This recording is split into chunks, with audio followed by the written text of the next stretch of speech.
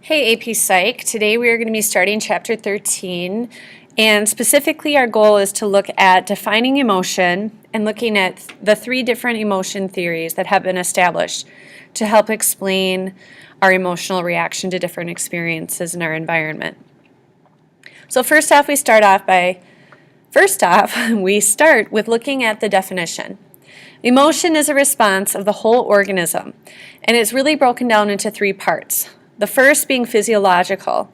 So when we look at the sympathetic nervous system, what is it that is activated? Do we look at increase in heart rate, respiration, temperature? We can even find our glucose being secreted into our bloodstream, our bladder relaxing. I mean, depending on what it is, it kind of puts us in that fight or flight response.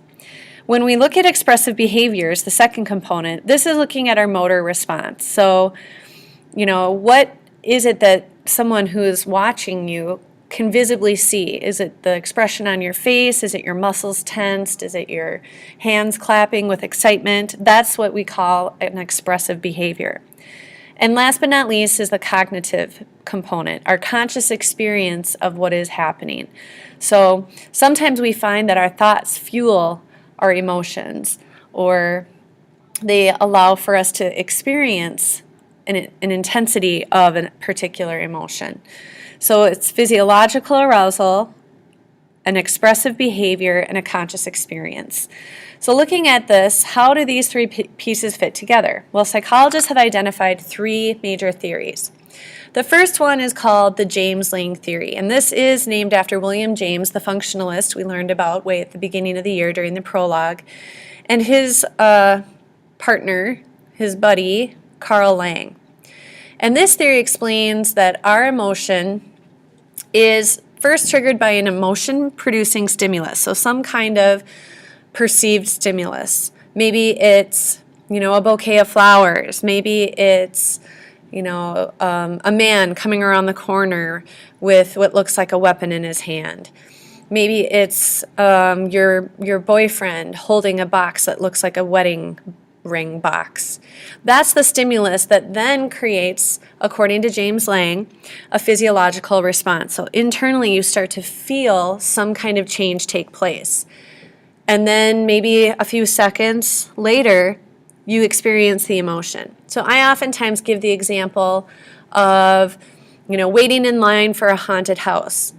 You're feeling your blood pressure increase, your heart rate, your temperature, and once you enter the haunted house and you're scared, you feel the emotion. So there's a delay. Or maybe you're ready for a speech and you're sitting in your desk knowing your turn is coming up and you start to feel your palms sweat. You start to, feel your pulse quicken. And then you get up and you experience the emotion of maybe nerves or relief because it's finally your turn. Or maybe it's excitement because you love public speaking. So that's the James Lange. I always clap. James Lange, there's a little bit of a delay between our physiological response and our feeling of emotion. In the next theory, the Cannon-Bard theory, we still have the perceived stimulus, but your physiological response and your experience of the emotion happen at the same time.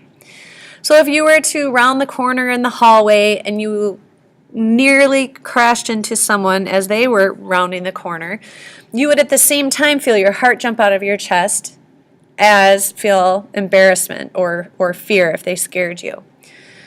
Another example might be opening your front door to find that your relative who you haven't seen in 2 years surprised you.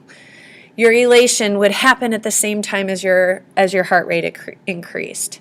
So anytime the physiological response happens at the same time as the emotion, maybe it's driving along and the deer jumps out in front of your car, you immediately are afraid at the same time as your heart rate starts to increase. That's the Cannon-Bard theory.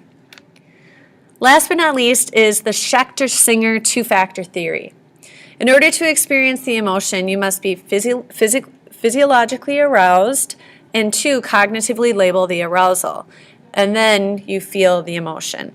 So if you look at this chart here, you actually see the James Lange, Cannon-Bard, and Schachter-Singer two-factor theory all listed. So let's shift our attention over to the far right. If you have the perceived stimulus of an oncoming car crossing over the median, heading straight at you, according to the Schachter-Singer two-factor theory, your heart would start to pound. You'd start to think, oh my gosh, look at this car is going to run into me. It's crossing over the median. Am I going to be able to swerve out of the way? Is it going to correct itself? So you're consciously experiencing some kind of thought process.